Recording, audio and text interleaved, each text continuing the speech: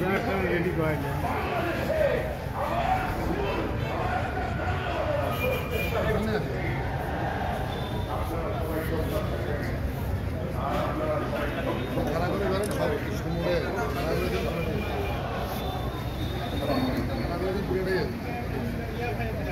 পরিষ্কার ভাষায় বলতে চাই, মুবাল্লিগ আজম হযরত মাওলানা ইলিয়াস কান্দলবী রহমতুল্লাহ আলাইহি আধ্যাত্মিকের মাধ্যমে আল্লাহ তাআলা তেনাকে তাবলীগের অবিসামায়ে রিজকুকুম রিজিক থেকে আসমানের মধ্যে, কিন্তু আল্লাহ আসমান থেকে রিজিক বর্ষণ এইভাবে করেন না, বরং এটা নিজাম দুনিয়াতে রেখেছেন। দুনিয়া নিজামের মাধ্যমে চলে। কোরআন আল্লাহ হেফাজত করেছেন লক্ষ লক্ষ হাফেজ দিয়ে, আর দিন আল্লাহ হেফাজত আসমান থেকে সরাসরি ফেরেশতা পাঠাতে করবেন না, সমস্ত উলামায়ে কেরামের মাধ্যমে দিন ইসলামকে আল্লাহ হেফাজত করেন।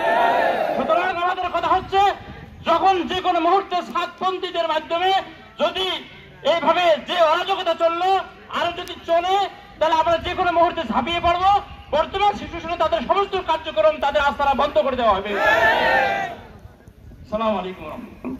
এ পর্যায়ে আপনাদের সামনে গুরুত্বপূর্ণ আলোচনা করবেন হযরত মাওলানা হাবিবুল্লাহ জেহাদি, বিশিষ্ট ওয়াইজিন হযরত মাওলানা হাবিবুল্লাহ জেহাদি সাহেব নাগেশ্বরী। আসসালামু আলাইকুম ওয়া রাহমাতুল্লাহি ওয়া বারাকাতুহু। আউযু বিল্লাহি মিনাশ শাইতানির রাজীম। বিসমিল্লাহির রহমানির রহিম।